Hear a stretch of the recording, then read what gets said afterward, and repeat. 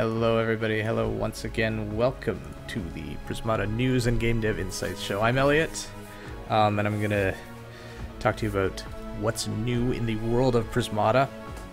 Now in free-to-play early access, things are going great. We've been very busy, and we have some updates to share with you today. First things first, if you haven't seen me in the last week, it's because I was out of commission. I had a wrist injury that was making it kind of impossible for me to work. Not a keyboard injury, but doing too many push-ups and hurting myself injury. But they've checked it out, it's fine. I still have one of these wrist braces that I wear at night. But I'm mostly able to work now, and I just take breaks every now and then, and it's okay. So that's not a problem. We're doing an update, and I want to show you some of the features going in it. The key things we've been looking at recently have been, well, once we went free-to-play, we had a lot of new users coming in, just regularly all the time, and we were sort of observing what they liked, what they didn't, what was causing people to quit. And so we've revamped our infographics for new users. Let me show you what they look like. So these pop up during the early missions. We used to have 3 of them. Now we have 5 of them. We've redone all of them. We've also enabled localization for them, so we can translate these now to other languages. The text is no longer baked into the image. And there's also a place in the menu where you can view them. So we've added this little tip for hotkeys. This is going to appear in Mission 2. So we're going to teach people Q and space and backspace just in Mission 2 because we felt that nobody was really quitting because we were bombarding them with too many tutorials. Everybody was getting annoyed because like they had to click their drones over and over again. So we think introducing Q earlier will help. Introducing space is something that like we always wanted to do, and we kind of figured people would just sort of figure it out because they'd mouse over and turn and then see space and then start hitting it, but nobody actually does that. So new hotkey tutorial. This is just an adapted version of something we used to have. We added some little icons and kind of cleaned it up a bit. This is in Mission 3. This is also in Mission 3. This is another cleaned up graphic just to teach people about the game. And then this is a new graphic that we're adding in Mission 6, the defense tutorial mission where it teaches you how to absorb.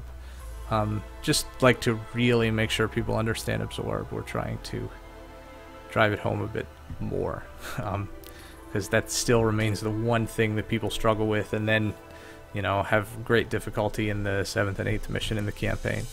So those new infographics are in the campaign, and they're also in this new quick guides tab, which you will find in the campaign section. This is my debug build, so you can ignore all the random buttons laying around.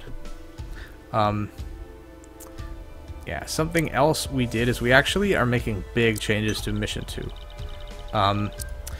Mission 2 was a mission where we saw a lot of drop-off in user engagement. And we like interviewed a lot of people and looked at the feedback we were getting in the little feedback form. And the main piece of feedback we were getting from people that are quitting in Mission 2 is like, oh, the game's boring, right? Or like, you know, it's too easy. So what we have actually done is modified the mission itself. So it used to be that there were 2 phases to this mission. In the first phase, you would come upon some dumpster bots and you'd have to kill them. And in the second phase, you'd come upon some drones that were building dumpster bots and things. Now, in the first phase, you actually come upon some drones that are building things. And so the enemy is already having an economy even in the first half of the mission. Okay, there's the new infographic. And so this, you know, there's more of a decision of what to do when you're breaching. Like, you know, you do the obvious thing, which is kill the workers first. But at least it feels that your enemy is doing something, even though they're still not fighting back. A lot of new players we found had a complaint that, you know, there was no tension in the mission because the enemy wasn't trying to hurt them back.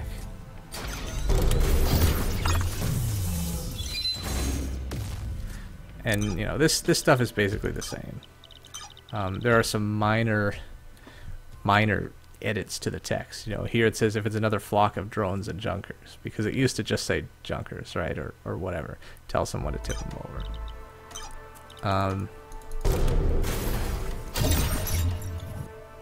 And now this cutscene has actually changed quite a bit, and the part of the mission that will follow has changed quite a bit. So what's going on? Yeah, so again, they're talking about the drones, but in the old one, they're talking about the drones that you're about to meet, and now they're talking about the drones that you just met. So a few of these lines are a little bit new, a little bit changed. You know, these lines are the same, but their context in the story has been adjusted a little bit. Is there more trouble? See for yourself. And now we get to something brand new, which is now the enemy has a bunch of drones, and they actually are not going to be producing dumpster bots anymore. They're actually going to be producing steel splitters, and you are going to have a real fight with no walls, of course. Now you notice I'm not blocking with anything. We haven't really taught people to block yet at this point. So what we found is nobody blocks. They just trade blows every turn. If you do block, right, you can control Z and leave stuff back. And, you know, whoops. It's hard to do when we haven't enabled undo yet, except through control Z. But if you do block, then it will give you a little tip about the defense phase. But the vast majority of players actually will never encounter that tip until they get to the next mission. But anyways, it's rigged so that it's fairly difficult to lose. We've gone full circle. This is the Foot Soldier Barracks game all over again. I love that comment. Yeah, so this is the new mission 2. Now, you know, we're hoping that players will feel a little less like the enemy's not fighting back, like it's trivial, like there's no decisions, like, you know, they're just killing dumpster bots for 2 whole missions. We want to give people a taste of why the game is interesting. And again, there's... Is that a bug? The optional objective is win by turn 14, and I definitely didn't. Where's my little notepad? We'll get that cleaned up before we deploy it. We're planning on deploying it tomorrow. This is basically the same. So that is one major change. Now, the expert challenge of this mission has now been changed to reflect the new mission. So the first phase of the expert challenge is now what used to be the second phase of the old expert challenge, and there is a brand new second phase of this expert challenge. So if you're interested in the puzzles, you may want to have a look at this one again. We're not going to reset everybody's completion on it. People always ask if we're going to do that, and no, that's not fair to the people who beat it already. But there may be something new for you to try. I promise it's not that difficult. We tried not to increase the difficulty with the change. But yeah, so those are 2 new changes, new infographics and new mission 2 that David and I actually put in over the weekend and earlier this week. He came to visit me and we hung out for a few days and did that. So that will be going in tomorrow. Other than that, let me explain a little bit more about some of the other stuff we have been working on. Localization, let's see. This list is now so large that it's like breaking the top and bottom of the screen. And in fact, we have a few more languages that people have started working on, like Arabic, Persian are going in. I think somebody volunteered to do Czech, and there might be some Czech translation going in. I think Thai is going in. Like, yeah. So a huge number of people have been helping out. I want to show you guys this. This is the spreadsheet that we're using to organize the localization. And so you can see, like, on the left, these are sort of the different parts of the game that people are doing, and this is like, you know, who's done it, you know, and so many people, like literally dozens of people have approached us and said, like, hey, I want to help you make Prismata available in my native language, and have contributed translations.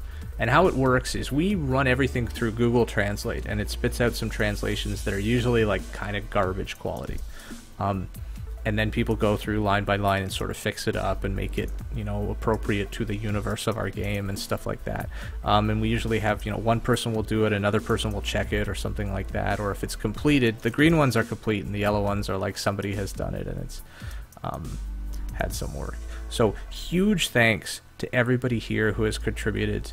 You know, like Spectral Wave honestly did everything, the whole game, excluding the campaign, in Japanese, and also gave David, like, you know, probably almost 100 like little reports of things that were wrong or things that needed fixing or editing, and was such a massive help. So we're actually also deploying a number of fixes to text in the game, where right now the localized text is just completely wrong or mispositioned or doesn't translate properly.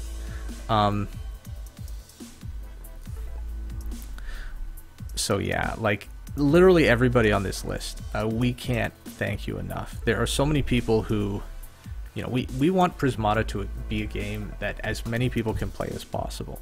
And for me, like, you know, my goal when I started working on Prismata was, we had discovered this game that was just something that we were playing in our spare time that we loved. And my goal from the very beginning was to bring it to as many people as possible so that they could share the love and joy of playing this game that I loved and that I enjoyed and that I still enjoy to this day. So the fact that that can be possible for more people because of more of these translations into more languages is just is something that fills my heart with joy. Like, so every single person on this list, I know there's a few also that have been helping that aren't even on this list yet, but I truly thank you all from the bottom of my heart for helping to bring Prismata to more people. It means a lot. Anyways, so a lot of these translations are not in the right now on Steam build yet. David is preparing dozens of fixes, and I think he said he'd try and get it in by this weekend or maybe early next week or something like that. But expect a small mini update with some localization things within a week, I would hope. And expect a small update tomorrow with some new user experience stuff. Now, the other stuff we're working on, well, there are a few other exciting things. Let's see. So first of all, Campaign Chapter 4. This has been kind of the other big project that we've been working on in secret as usual. There are a number of different elements: the actual missions and puzzles themselves, the storyline, the writing of each cutscene, new art, stuff like that. It's all coming together. We have prototypes in for all of the missions. I think they're all in now. And they're fucking phenomenal. Like, some of these missions, there is one that is so mind-blowing. I think it might be the best mission we've ever made. It just has an immense feeling. It you know, like, the storyline is epic, but there's also this tension of, like, you know, you're commanding a huge army, and it's even bigger than a normal Prismata army. Like, the stakes are bigger. You know, you don't have like 10 drones, you have 10 mega drones, and you have this huge army of huge units battling another huge army of huge units. Like, there's units with crazy abilities too, like crazy sniping abilities and ways of using resources that you guys have never even thought of. Yeah, I'm so looking forward to Chapter 4. All that excitement said, you know, we still don't have a date yet. We still need more time to polish it. We generally don't give a date until we're like really sure that we're basically done and just kind of putting final polishing on, and we're not at that stage yet. It's taking a long time, mostly because I have been super preoccupied with an entirely different set of work, which is we're doing a number of partnerships for what you call distribution partnerships, which means putting Prismata on different sites or different stores where people will be able to buy it. And like, you know, people think of stuff like Humble Store and GOG and Green Man Gaming and Win Game Store and stuff like that. Yeah, we're doing all of those. But also there are a number of not English stores, so regional places where people go to play games. Like say you're in the Middle East or you're in Russia or something like that. You may not necessarily play online games or free-to-play games from the same places that we do in sort of the English-speaking world. So we've partnered with a number of companies. In some cases, it's just a distribution agreement, which means we put Prismata on their site, they sell it, and we get a cut. In some cases, it's actually a publishing agreement, which means we have sold the rights to publish Prismata on a certain platform in a certain country or set of countries, and then the publisher is responsible for marketing the game. And in those contracts, they often say things like, you know, we're going to guarantee you this many new users or this many installs of the game or this much money spent on marketing. And those are like big deals, right? That have to go through lawyers on our side, lawyers on their side, our accountants look at it. There's all kinds of like tax treaty stuff. And that's a huge pain in the ass, but it's also really important because, well, like the actual contents of the contracts are sort of under NDA, so I can't speak to that. But what I can say is the numbers in those contracts are such that we are expecting the total number of players to come into Prismata to be, you know, on the order of 10 times more players than have ever created an account in all of the history of Prismata thus far. Right? And those are players who are being advertised to by these companies that we are partnering with. So, you know, there are going to be lots of players. There's going to be growth. There's going to be Prismata in a lot of places. And we're trying to get that all together so that early next year, once we have Chapter 4 and Chapter 5 out and we have Prismata transition from early access to full release, it's also ready to go on all of these sites.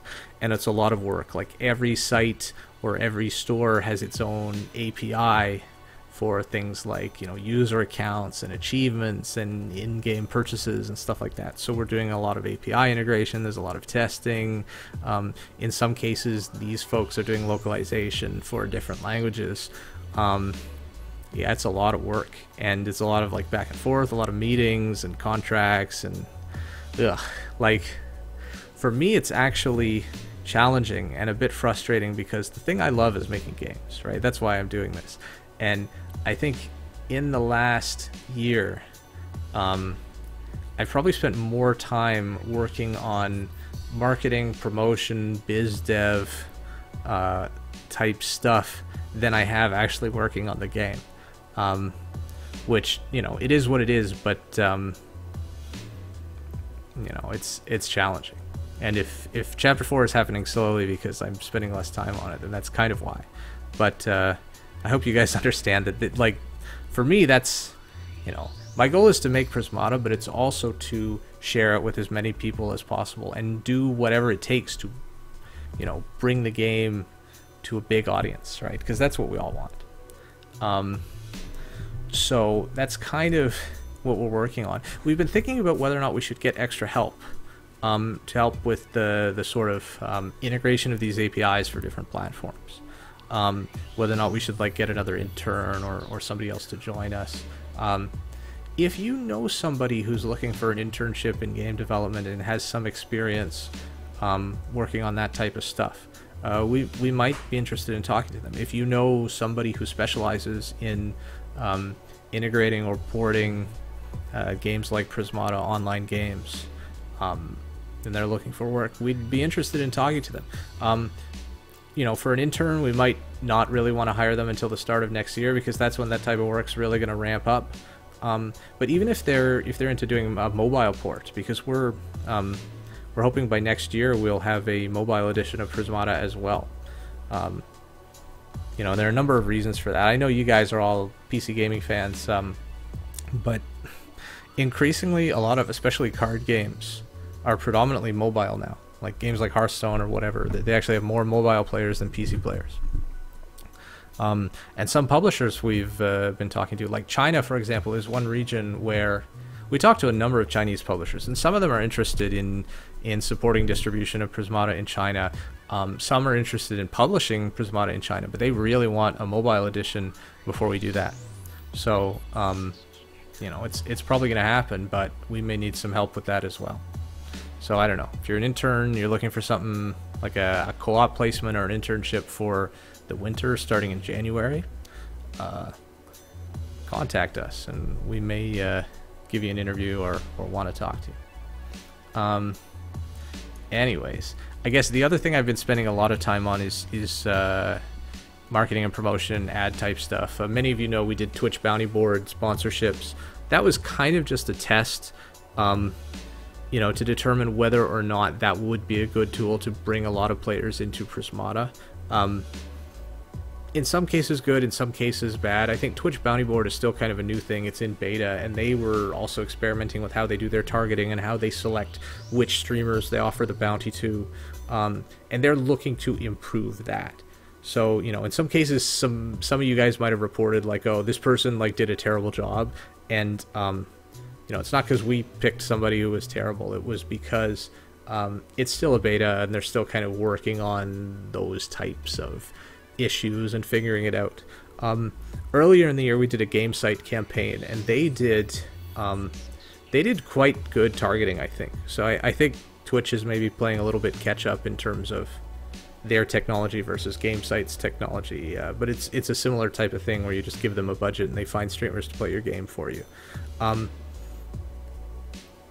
But anyways, you know, that's neither here nor there. We're working with several different ad companies, doing social media ads, web ads, like display network ads like Google Display Network, and we're in the phase right now of trying out different wording, different messaging, different forms of advertising, you know, video ads, animated GIFs, images, to try and optimize for click-through rate, to try and optimize for selecting good players who will click the ads and then come to the Steam page and install the game. That's going well. You know, it's slow, and it requires some iteration and fine-tuning.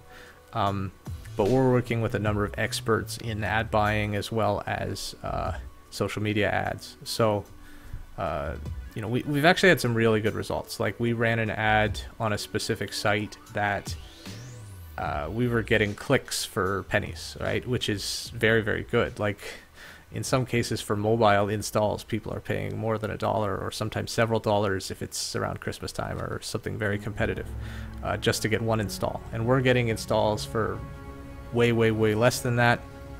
And we make enough money per user on average that it's like reasonable for us to run those ads.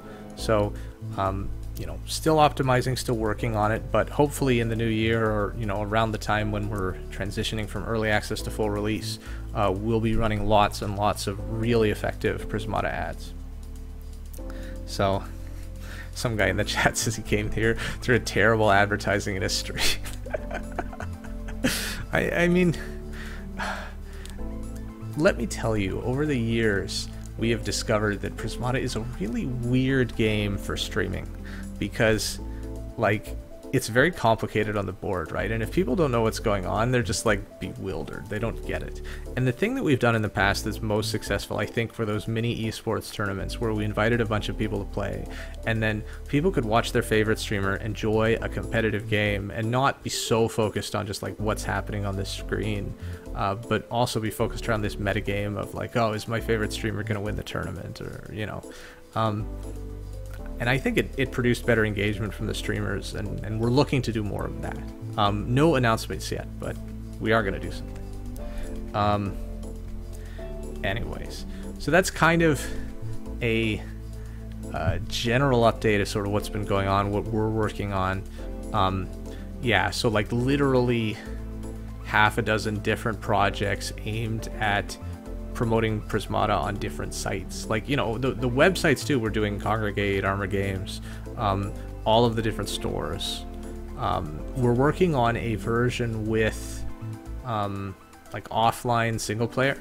It's actually one of the requirements for GOG, because they sort of promise all their games are DRM free, and, you know, we never put any DRM in our game, but they sort of think that any kind of always online game is cheating that requirement a little bit. So to satisfy that, we'll add an offline single player, and it'll be like pretty basic. But some people have been requesting that anyway, and it's something we've always wanted to have in the game. Well, it was something that for a while we thought nobody would ever bother asking for, because like, what, do you need to play Prismata on an airplane or something? But apparently people care a lot about doing offline single player, and we figured it never hurts to have, so we might as well add it. I don't know. So that's like, those are some of the projects we're doing. Number one priority is still the campaign and just having a really good new user experience. You know, and fixing anything that's wrong. If you guys have any feedback about absolutely anything in the game, as usual, send it to me or any of our devs. You can just chat me up on Discord or email us, reply in a YouTube comment, anything at all. We're always happy to hear feedback. Anyway, that's enough for the update, and I will see you in the next one.